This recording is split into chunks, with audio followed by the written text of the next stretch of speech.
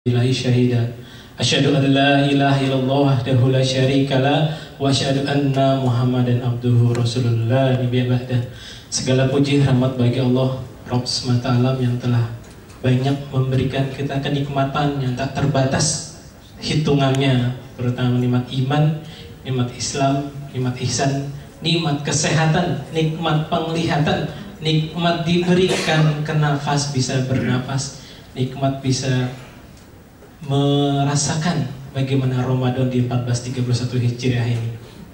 Salawat serta salam semoga tercurahkan kepada qudwatun hasanah kita Rasulullah Muhammad Sallallahu Alaihi Wasallam, satu-satunya idola yang bisa kita contohkan. Bukunya sudah banyak dan hanya dia saja yang bisa kita contohkan, yang lain tidak perlu kita contohkan.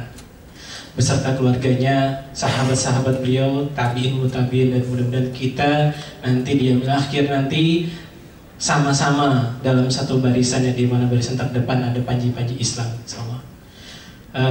Jamaah kajian Ramadan, alhamdulillah kita sudah di hari ke-8 bulan Ramadan ini.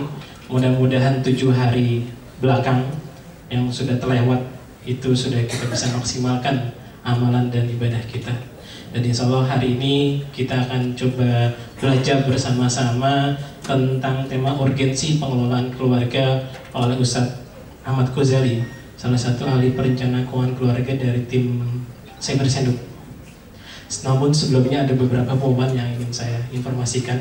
Yang pertama, diharapkan para jamaah bisa lebih merapatkan tempat duduknya kembali, bisa agak lebih maju, agar memberikan kesempatan kepada yang lain yang di belakang yang mungkin baru dari masjid naik ke atas bisa melihat dan bisa duduk bareng-bareng di antara kita. Ibu-ibunya mungkin bisa maju juga, Bu, biar memberikan kesempatan yang lain bisa ikut ke dalam acara kita ini. Yang kedua, bagi jamaah yang berada dekat kotak infak atau kanceling umatnya, mohon dapat dijalankan kotak infaknya. Dan untuk acara biar lancar, mungkin handphone bisa di-silence terlebih dahulu agar tidak mengganggu acara kita. Yang ketiga, informasi tentang acara Mabit Malam Bina Iman dan Takwa dengan tema membongkar kunci sukses kaya dunia dan akhirat pada tanggal 20 dan 21 Agustus 2010, Jumat dan Sabtu minggu ini, pukul 4 sore sampai pukul 6 pagi. Jadi Mabit menginap di sini. Tempat di Ballroom Telkomsel ATM lantai 18. Pemateri Bapak Haryanto dari Bumi Arsh Internasional dan Ustadz Aris Ahmad dari Auto Suggestion Power. Terbuka bagi akhwat dan ikhwan, bagi yang menginap ataupun tidak boleh membawa keluarga. Bagi jamaah yang ingin mengikuti acara ini dapat mengisi form pendaftaran yang berada di depan atau di dalam ballroom. Insya Allah acara ini gratis. Baik, mungkin bisa kita mulai saja acara ini. Kembali lagi sebelum mulai acara kita luruskan niat kita. Kalau kita datang sini untuk mencari ilmu Allah, untuk mencari yang lain, dan kita mulai acara dengan ucapan basmalah. Bismillahirrahmanirrahim. Pada Ustaz untuk dipersilakan.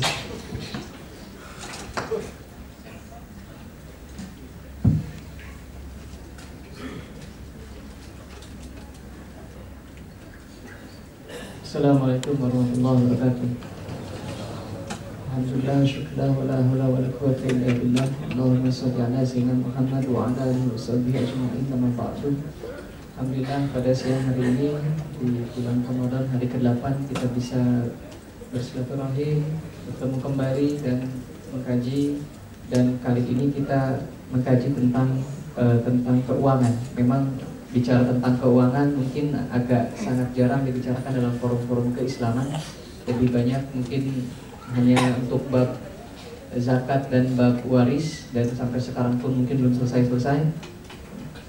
Tidak ada salahnya kita, kenapa bab zakat dan bab waris sampai sekarang mungkin belum selesai? Mungkin karena kita zakat masih merasa berat, karena keuangan kita pribadi pun masih merasa sulit untuk mengaturnya.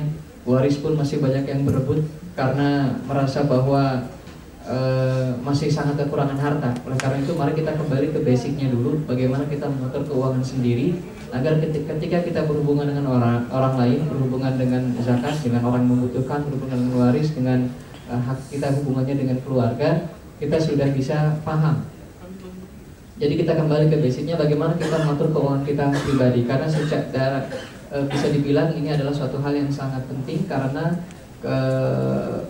baik buruknya sebuah rumah tangga kadang-kadang juga dipengaruhi oleh baik buruknya ekonomi rumah tangga tersebut. Pada suatu hari ketika Rasulullah sedang bersama jamaahnya, kemudian dalam majelisnya tiba-tiba ada seorang bertanya dan cenderung memprotes gitu ya. Si jamaah tadi memprotes, ya Rasulullah, kita sebagai orang-orang yang miskin tidak bisa punya kesempatan yang sama seperti orang-orang yang kaya. Apa maksudnya? Mereka yang kaya bisa memperdekakan budak, mereka yang kaya bisa sedekah, mereka yang kaya bisa naik haji, sedangkan kita orang-orang miskin tidak bisa banyak bersedekah, tidak bisa memperdekakan budak, dan tidak bisa sering-sering naik haji. Kemudian Rasulullah bilang, maukah kamu aku beritahu sebuah rahasia yang kalau kamu laksanakan ini, maka pahalanya setara dengan pahala bersedekah, memperdekakan budak, dan naik haji. Oh, tentu orang itu sangat senang sekali. Oke, beritahu kami apa itu rahasianya. Kemudian Rasulullah ajarkan zikir sesudah salat. Kemudian orang itu kemudian dengan senang sekali dia pulang kembali kepada teman-temannya dan menceritakan kepada teman-temannya yang orang-orang miskin. Dia bilang bahwa kita bisa menandingi pahalanya orang-orang kaya dengan cara seperti ini. Tidak berapa lama kemudian mereka kembali lagi kepada Rasulullah dan mengadukan hal yang sama. Loh, kenapa balik lagi? Bukannya kemarin sudah dikasih tahu caranya bisa menandingi orang kaya? Betul ya Rasulullah, kita sudah mempraktekkan itu dan kita merasa yakin kita bisa menandingi pahalanya orang-orang kaya. Tapi masalahnya orang kaya juga tahu, sehingga mereka juga zikir sesudah sholat sama seperti kita. Mereka tetap bayar sedekah, mereka tetap memerdekakan budak, mereka tetap naik haji. Akhirnya mereka 2 kali lipat dari kita. Kemudian Rasulullah bilang, ya itulah karunia yang Allah berikan kepada orang-orang yang tidak diberikan kepada sebagian orang yang lain. Artinya bahwa dengan memiliki kekuatan finansial, kita memiliki lebih banyak kesempatan. Kekuatan finansial itu memang atau kekayaan, kekuatan finansial itu memang bisa dipakai untuk suatu hal yang jelek, tapi bisa juga dipakai oleh suatu hal yang baik. Tapi di sini ditegaskan bahwa kalau kita memiliki kekuatan finansial yang lebih daripada orang lain, maka kita punya kesempatan yang lebih banyak juga bagi orang lain untuk melakukan ibadah. Setidaknya ibadah dalam rukun Islam yang dua membutuhkan keuangan yang tidak sedikit. Pertama adalah zakat, di mana zakat itu berarti diwajibkan pada mereka yang sudah melewati nisab, artinya sudah memiliki batas penghasilan tertentu. Yang kedua adalah haji, di mana haji sekarang ini sekitar 35 juta. Artinya memang kekuatan finansial itu harus kita miliki. Kekuatan finansial itu harus kita miliki. Karena disitulah kita bisa melakukan dakwah, kita bisa hidup dengan tenang. Di antaranya adalah dengan kekuatan finansial. Tanpa kekuatan finansial mungkin kita akan memiliki kelemahan-kelemahan secara pribadi maupun secara umat. Bayangkan saja kalau saja kita masih misalnya nih, tahun lalu kan kita di lantai 52 ya, dengan yang sangat luas sekali, kita punya kesempatan lebih luas, punya jamaah yang lebih banyak. Cuma karena itu bukan punya kita gedungnya, sehingga kita cuma bisa sekarang katakanlah setengahnya dari yang kemarin. Andaikan kita gedung ini kita beli, kita miliki semua, maka kita bisa punya jamaah yang lebih besar lagi. Itu salah satu contoh kecil saja bahwa kekuatan finansial juga mempengaruhi. Dan dalam Al-Quran harta seringkali disebut dengan khair. Kata harta digantikan dengan kata khair. Khair itu artinya adalah karunia atau kebaikan, bahwa harta adalah satu hal yang baik yang seharusnya kita upayakan untuk kita kelola. Nah, masalahnya ada sebagian di antara kita yang masih dengan pola pikir bahwa kita takut untuk menjadi orang kaya. Takutnya kenapa? Karena Abdurrahman bin Auf masuk surganya terakhir sambil merangkak.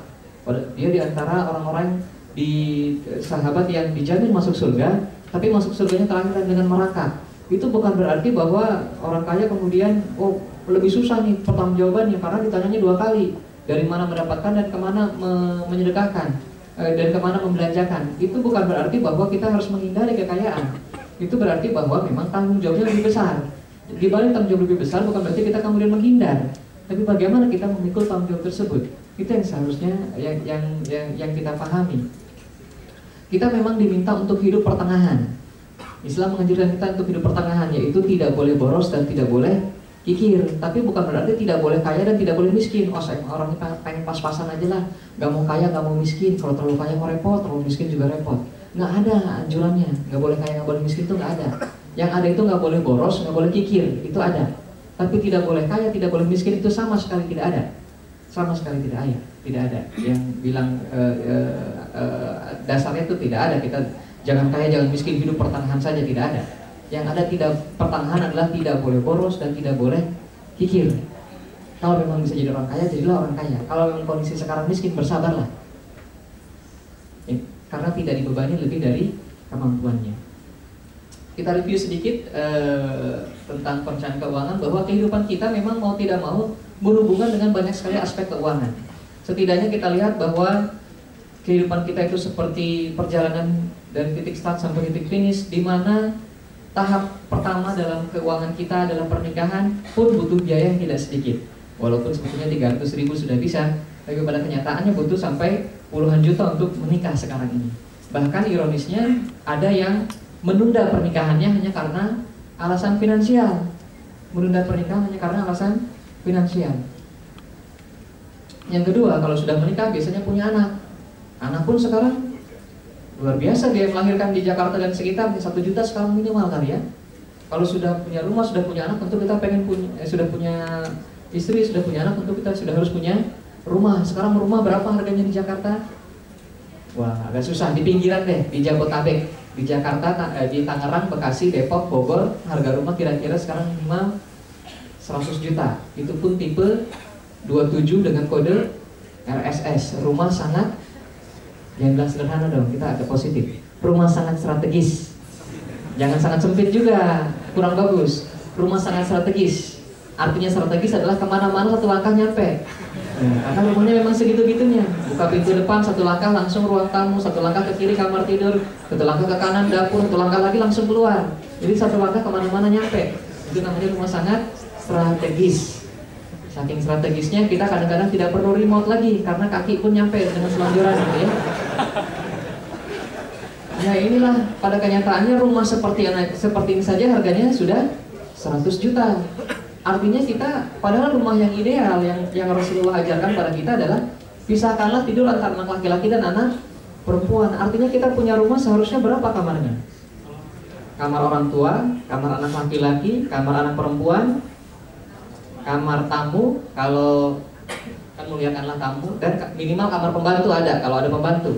Oke, kamar tamu nggak usah ada, cukup sediakan sofa yang cukup nyaman, sehingga kalau mertua datang kita tidur di sofa, mertua tidur di kamar. Ya iyalah, masa kita yang tidur di kamar, mertua tidur di sofa. Coba cek lagi ke belakang sejarahnya, yang bayarin DP siapa? Karena kan mertua juga yang bayarin DP-nya. Jangan lupakan masa lalu gitu ya. Bukan pengalaman Pak. Pengalaman orang lain. Yang kedua, kamar pembantu mungkin bisa jadi tidak ada kalau misalnya memang tidak ada pembantu. Tapi minimal 3 kamar, artinya itu juga kalau anaknya laki-laki dan perempuan masing-masing 1. Itu juga kalau istrinya 1 gitu kan.